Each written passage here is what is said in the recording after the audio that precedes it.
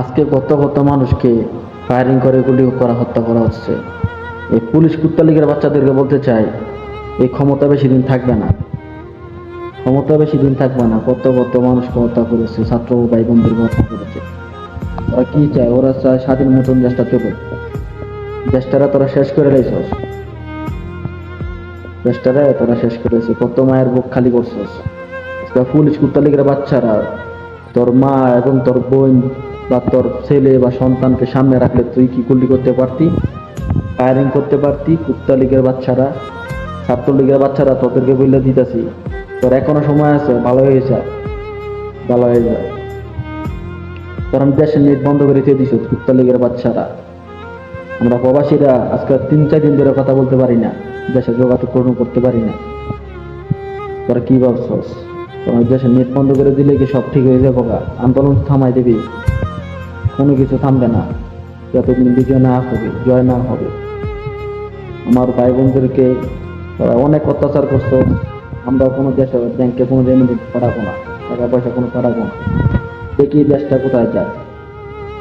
ইনশাল্লাহ জয় হবে। আল্লাহ আল্লাহ আছে আমাদের সাথে। আর সেনাবাহিনী ভাইদেরকে বলতে চাই, আপনারা দেশটাকে রক্ষা করুন। নিজের দেশ আপনারা রক্ষা করতে হবে। কি দরকার আছে এই চাকরি করে নিজের দেশটা যদি আমরা রক্ষা না করতে পারি, নিজের ভাই বোনদেরকে রক্ষা না করতে পারি, কি লাভটা? এই সরকারি চাকরি করে কি লাভ? আজকে যদি আপনার ভাই বা বোন বা বাবা মা যদি আজকে এই পুলিশের হাতে ফায়ারিং করে মারা যেত, তো আপনি কি করতেন? আপনি কি বলতে চাচ্ছেন? জীবন এই যে হারায় সেই বুঝে, একমাত্র মায়ে বুঝে ছেলে বা সন্তান হারালে। দেশটা হাসিনা শেষ করে গেছে একবার, নিজের দেশটা নিজে শেষ করছে। ছাত্রছাত্রীদের কি চায়? স্বাধীন মতন চলতে চায়।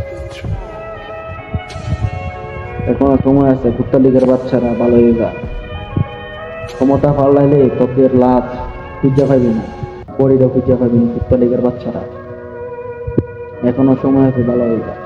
বলতে চাই, আপনারা যতদিন লাগাই আন্দোলন জয় না হবে, শেখ হাসিনা পদত্যাগ না করবে, এতদিন পর্যন্ত কেউ ব্যাংকে টাকা পাঠাবেন না। দেশের নীতি ডাউন হয়ে যাবে। আমাদের ব্যাংকে রেমিটেন্স টাকা দিয়া তারা পিস্তল অবৈধ সবকিছু করো, ভালো হয়ে যা। এখনো সময় আছে, ভালো হয়ে যা। কুত্তা লীগের বাচ্চারা বলতে চাই, ভালো হয়ে যা। অনেক মায়ের বুক খালি করছে কুত্তা লীগের বাচ্চারা। ওরা পিস্তল ছাড়া মাঠে নাম দেখ, তারা বড়িটা পিছিয়ে পাচ্ছে, ওরা বড়িটাও পিছিয়ে পাবে না। লাশ দূরের কথা, বড়িটাও পিছিয়ে পাবে না।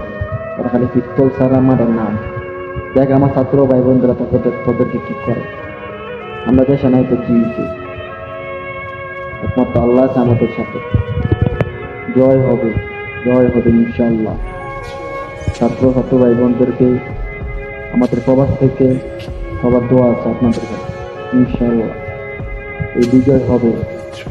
যতদিন পর্যন্ত শেখ হাসিনায় পদত্যাগ না করবে, আপনাদের বিজয় না হবে, এতদিন পর্যন্ত আমরা কেউ ব্যাংকে টাকা পাঠাবো না, কেউ ভাই বোনদের টাকা পাঠাবেন না। দেখি দেশ কিভাবে চলে। সেনাবাহিনী ভাই বলতে বলতেছি, আপনারা একটা কিছু করেন, দেশকে রক্ষা করেন ভাই। এই পুলিশ, শেখ হাসিনা পুলিশকে ক্ষমতা দিয়ে দিয়েছে, ওরা মানুষকে মানুষ মনে করে না। নিজের ফ্যামিলিকে ওরা অত্যাচার জীবন করতে পারতো না, তো পরের ফ্যামিলি দিকেও পুলিশেরা ফায়ারিং করতে পারছে। কি দরকার ভাই চাকরি করে? কি দরকার? এই স্বাধীন দেশে যদি স্বাধীন মতন না চলতে পারে।